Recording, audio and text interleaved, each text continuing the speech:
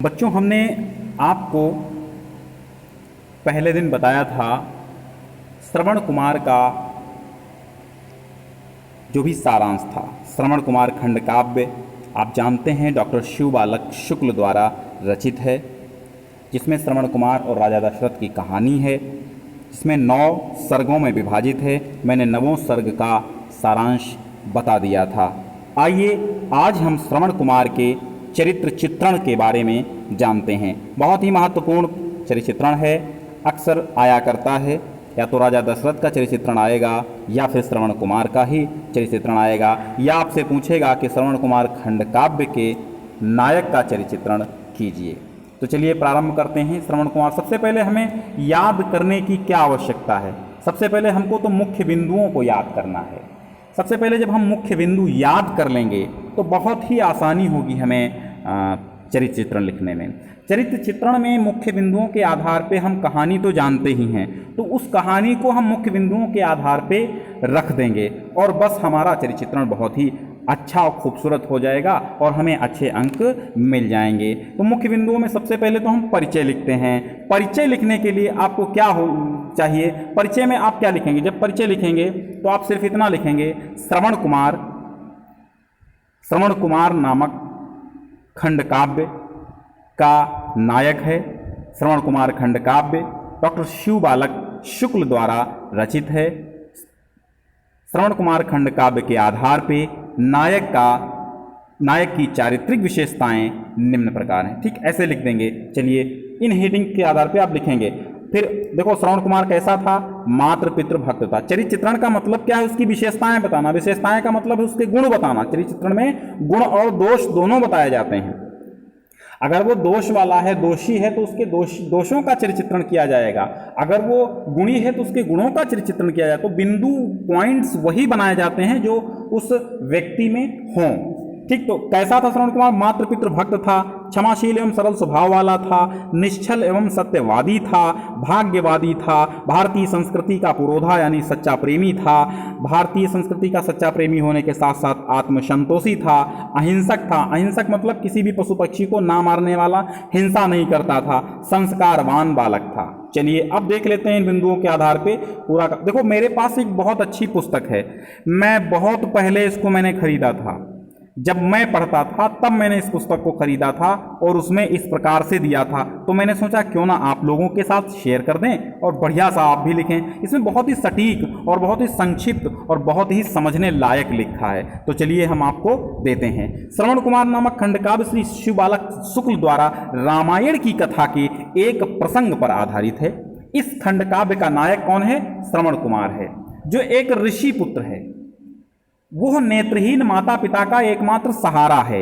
श्रवण कुमार मात्र पितृ भक्त है, आज्ञाकारी पुत्र है। वो सरयू नदी के तट पर स्थित आश्रम में अपने माता पिता के साथ रहता है। उसका चरित्र एक आदर्श पुत्र का चरित्र है, जिसके उदाहरण आज इतिहास के पन्नों में और आज तथा युगों के अंत में तथा युगों युगों तक उसके चरित्र का और एक आदर्श प्रस्तुत करता रहेगा ये पूरा इतिहास, और युगों युगों तक उसके चरित्र पर लोग प्रकाश डालते रहेंगे। उस आदर्श पुत्र का चरित्र उभर कर सामने हमारे आता रहेगा। श्रवण कुमार के चरित्र में अनेक विशेषताएं पाई जाती हैं जो उस खंड काव्य का एक केंद्रीय चरित्र सिद्ध करती हैं। वही इस खंड काव्य का सर्वाधिक प्रमुख पात्र होने से नायक की पदवी, नायक है यहाँ पे, नायक पद का भी अधिकारी है। उसकी चारित्रिक विशेषताएं निम्न प्रकार हैं। इसमें बहुत ज़्यादा लाइंस लिखी हैं, आप कम कर सकते हैं। आप केवल इतना लिखिए, श्रवण कुमार नामक खंड काव्य डॉक्टर शिव बालक शुक्ल द्वारा रचित है, जो रामायण की एक कथा के प्रसंग पर आधारित है। इसके नायक श्रवण कुमार हैं और जो एक ऋषि पुत्र हैं, जिनकी चारित्रिक विशेषताएं इस खंड काव्य के आधार पर चारित्रिक विशेषताएं निम्न प्रकार हैं। बस आप हेडिंग डाल दीजिए, मातृ पितृ भक्त, माता पिता के भक्त। श्रवण कुमार की चरित्र की सबसे बड़ी विशेषता है कि वो माता पिता के बहुत बड़े भक्त हैं। बहुत बड़े सेवक हैं। वो प्रातःकाल उठते हैं, श्रद्धा भक्ति पूर्वक माता पिता को प्रणाम करते हैं, साष्टांग प्रणाम करते हैं, पैर छूते हैं, उनकी सेवा में जुट जाते हैं। और एक बार जब उसके वृद्ध माता पिता ने तीर्थ यात्रा जाने की इच्छा व्यक्त की तो श्रवण के पास तो कोई साधन संपन्न व्यक्ति था नहीं, वो तो ऋषि पुत्र था, तो उसके पास रथ और वगैरह कुछ नहीं थे। तो माता पिता को कांवर में बिठा करके तीर्थ यात्रा करा करके उनकी इच्छा की पूर्ति करता है। कवि के अनुसार बिठला कर उनको कांवर में करता वह गुरु भार वहन, देवग्रहों तीर्थों को जाता सदा कराने शुभ दर्शन, सदा कराने शुभ दर्शन। बेटा आप जिस जिस जिलों में ये चलता है आप ध्यान देके उसको समझ लीजिए और बहुत अच्छा है। दशरथ के बाण से घायल होने के पर भी श्रवण को अपने प्राणों की चिंता नहीं है, उसे तो अपने प्यासे माता पिता की ही चिंता रहती है, उसी की चिंता सता रही है। वो कहता है मुझे बाण की पीड़ा संप्रति इतनी नहीं सताती है, पितरों के भविष्य की चिंता जितनी व्यथा बढ़ाती है। क्षमाशील एवं सरल स्वभाव वाला। अब श्रवण कुमार कैसा है? क्षमाशील है एवं सरल स्वभाव वाला है। श्रवण कुमार, उसके हृदय में द्वेष भावना लेश मात्र भी नहीं है, ईर्ष्या रंच मात्र भी नहीं है। दशरथ के बाण से घायल होने पर भी वो दशरथ का सम्मान करता है और दशरथ को क्षमा भी कर देता है। ठीक है, तो क्षमाशील ऐसे हो गया। निश्चल एवं सत्यवादी, इस प्रकार आपको लिखना निश्चल एवं सत्यवादी कैसे है ये आपको सिद्ध करना, यानी आपको जो हेडिंग्स डालनी हैं उन हेडिंग्स को आपको सिद्ध कर देना है। श्रवण के पिता, आप चाहे, अब कुछ बच्चे पूछे कितने पेज में लिखा जाएगा, पेज क्या, इसका कोई पेज का वो नहीं होता है, इसको कई पेज में भी, मतलब 3 पेज में, 2 पेज में, 1 पेज में, 1.5 पेज में, जिस हिसाब से आप लिख सकें। चरित्र चित्रण का कोई ज़्यादा निर्धारण नहीं होता, बस 2 पेज से 1, 1.5 पेज से 2 पेज से कम, 1 पेज से कम नहीं होना चाहिए और 2 2.5 पेज से ज़्यादा नहीं होना चाहिए। चलिए, निश्चल एवं सत्यवादी। श्रवण के पिता वैश्य तथा माता जो थी वो शूद्र थी, शूद्र जाति की थी। इस प्रकार श्रवण जो था वो वर्ण संकर पुत्र था। श्रवण स्पष्टवादी है, वो किसी से कुछ नहीं छिपाता है। वो दशरथ द्वारा जब ब्रह्म हत्या की संभावना, मतलब जब दशरथ द्वारा श्रवण के बाण लगा तो दशरथ डर गए कि मुझे तो ब्रह्म हत्या का पाप लगेगा, तो ऐसा उनको प्रकट होने पर वो स्पष्ट बताता है कि मैं ब्रह्म कुमार नहीं हूँ। अरे वैश्य पिता माता शूद्रा थी, मैं यो प्रादुर्भूत हुआ, संस्कार के सत प्रभाव से मेरा जीवन पूत हुआ।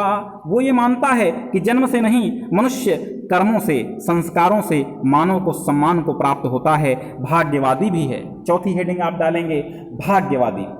श्रवण कुमार भाग्यवादी है, वो मानता है कि जो भाग्य में लिखा है वो होके रहता है, वो उसे कोई नहीं मिटा पाता है। जो भवितव्य वही होता है, उसे सका कब कोई टाल। दशरथ के बाण से अपनी मृत्यु को भी वो अपना भवितव्य मानता है, अतः दशरथ को भी वो क्षमा कर देता है और दशरथ को क्षमा करने में ही अपनी महानता का परिचय दे देता है। अब भारतीय संस्कृति का सच्चा प्रेमी है कौन? आप चाहें तो ये कोटेशन याद कर सकते हैं ये वाले, और ना चाहें तो नहीं भी याद कर सकते हैं, ऐसे भी लिख सकते हैं, लेकिन इनको लिख देंगे थोड़ा आनंद आ जाएगा, मजा आ जाएगा। किसको? एग्जामिनर को। भारतीय संस्कृति का सच्चा प्रेमी है श्रवण कुमार। भारतीय संस्कृति का सच्चा प्रेमी है। 4 वेद 6 दर्शन भारतीय संस्कृति का आधार हैं। धर्म के 10 लक्षणों को वो अपने जीवन में धारण किए हुए है। वो कहता है दम अस्तेय अक्रोध सत्य धृति विद्या क्षमा बुद्धि सुकुमार शौच तथा इंद्रिय निग्रह हैं 10 सदस्य मेरे परिवार। ठीक, वो ये समझाता है उनको। धर्म के 10 लक्षण हैं ये। आत्मसंतोषी है कौन? श्रवण कुमार स्वभाव से संतोषी है, उसे भोग तथा ऐश्वर्य की कामना नहीं है। उसका कथन है वन्य पदार्थों से ही होता रहता मम जीवन निर्वाह, ऋषि हूँ नहीं किसी को पीड़ा पहुँचाने की उर में चाह, पहुँचाने की उर में। मेरा जीवन निर्वाह बड़ी सरलता से इस वन प्रांतर में होने वाली वस्तुओं से हो जाता है। अधिक सुख की, अधिक भोग की कामना नहीं है। मेरा हृदय किसी को पीड़ा पहुंचाना नहीं चाहता है। अहिंसक, वो अहिंसा के भाव भी श्रवण कुमार के चरित्र में हैं। वो किसी भी पशु, किसी भी जीव को हानि नहीं पहुंचाता है। संस्कार को महत्व देने वाला श्रवण कुमार कर्मशील एवं संस्कारों को महत्व देने वाला एक संस्कारी व्यक्तित्व का धनी नायक है उसके जीवन में पवित्रता संस्कारों के प्रभाव के कारण ही है। विप्र द्विजेतर के शोणित में अंतर नहीं रहे यह ध्यान, नहीं जन्म के संस्कार से मानव को मिलता सम्मान। देखो विप्र द्विजेतर मतलब विप्र माने ब्राह्मण और द्विजेतर माने शूद्र। अगर कोई ब्राह्मण है या शूद्र है लेकिन खून में अंतर नहीं होता है, ये ध्यान रहना चाहिए मनुष्य को, क्योंकि जन्म के संस्कार से नहीं, मानव को जन्म से नहीं बल्कि संस्कारों से सम्मान मिलता है। ठीक, मुझे एक कविता हाशिम फिरोजाबादी की याद आती है। तो फिर ये कैसा है मतभेद, तो फिर ये कैसा है मतभेद, मेरा खून न काला है और तेरा खून सफ़ेद, तो फिर ये कैसा है मतभेद। जब हमारा और आपका रक्त एक जैसा है, जब हमारा और आपका अस्थि चर्म एक जैसी है, जब हमारा और आपका सारी वस्तुएं एक जैसी हैं, मनुष्य का शरीर एक जैसा है, वही चर्म, वही हाड़, वही मांस, वही रक्त की लालिमा, सब कुछ जब एक जैसी है तो क्यों ये भेदभाव। यही कहता है आपका श्रवण कुमार। अंत में हम निष्कर्ष रूप में आप 2-3 लाइनें लिख दीजिए कि अतः इस प्रकार हम देखते हैं, और जितनी भी हेडिंग्स आपने लिखी हैं उन हेडिंग्स को भी डाल सकते हैं। कैसे, इस प्रकार हम देखते हैं कि श्रवण कुमार इस खंड काव्य का नायक है, और बाकी हेडिंग डालिए, वो सत्यवादी है, वो भाग्यवादी है, सरल स्वभाव वाला है, मातृ पितृ भक्त है, अहिंसा सत्य और कर्तव्य परायणता में उसका चरित्र महान आदर्श का काम करता है, सारी घटनाओं का केंद्र बिंदु है, इस खंड काव्य का केंद्रीय पात्र है, इस खंड काव्य का वो नायक है। अच्छा देखिए, वांछित गुण उसके चरित्र में विद्यमान है, यानी जितना जैसे गुण होना चाहिए वैसे गुण उस नायक में हैं। ठीक है, वो पाठकों के हृदय पर प्रभाव डालने में भी समर्थ हो गया। ठीक है, अब देखिए दो सूचनाएं हम आपको देना चाहते हैं। एक तो अगर हमारा चैनल दूसरा चल रहा BA स्टडी क्लास, अगर आपने उसको सब्सक्राइब नहीं किया तो वो भी कर लीजिए। और आपको देखिए एक और सूचना देनी है कि अगर आपने टेलीग्राम चैनल अभी तक ज्वाइन नहीं किया है तो ज्वाइन कर लीजिए, डिस्क्रिप्शन में लिंक है, ज्वाइन कर लीजिए फटाफट, देर मत कीजिए।